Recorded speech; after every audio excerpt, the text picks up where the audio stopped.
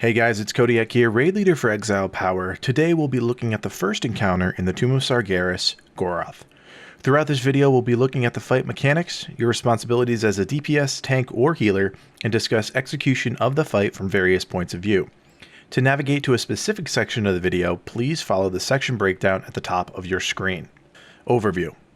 Goroth is a one-phase encounter that takes place in a large open room at the start of the Tomb of Sargeras. Throughout the fight, Goroth will call pillars to erupt from the ground. These pillars are used to protect you from various other mechanics, and ultimately are the keys to the fight's execution. Lust. Lusting on the pole for this encounter will give you the maximum benefit. Key abilities. Goroth's first major ability is Infernal Spike. Goroth will mark random ranged players throughout the fight and spawn fell pillars at the targeted locations, after a brief delay. If a player doesn't move from the targeted location, they will take damage and will be knocked up. Goroth's second major ability is called Shattering Star. This is a rolling, piercing projectile that spawns from the boss and moves towards a random player. A green targeting arrow will indicate the direction of the projectile.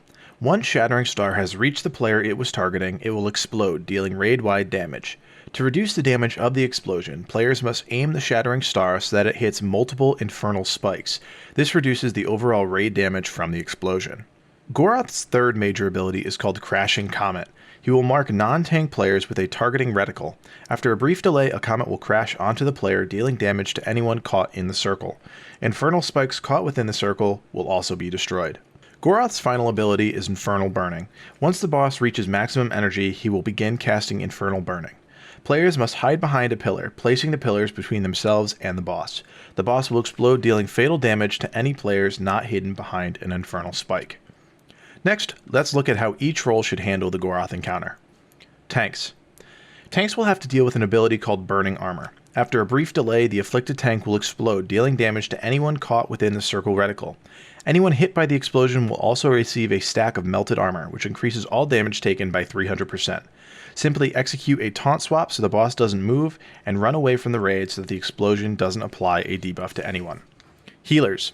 Be ready to react to raid-wide damage from Shattering Star. This will be the highest damaging ability throughout the fight.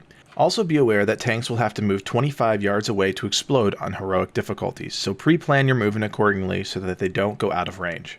DPS. This is a relatively straightforward DPS encounter. Handle all previously mentioned abilities properly and DPS down the boss as quickly as possible.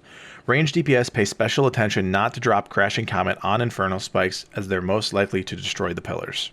Positioning. Break the room into quarters. This will become more important in heroic difficulty. You'll have various options on how to tank this boss. We prefer to tank the boss in the center of the room and have the ranged DPS stand closer to the room's entrance. This provides us with enough space to move around for pillars, as well as gives the tanks plenty of room to explode at safe distances away from the raid.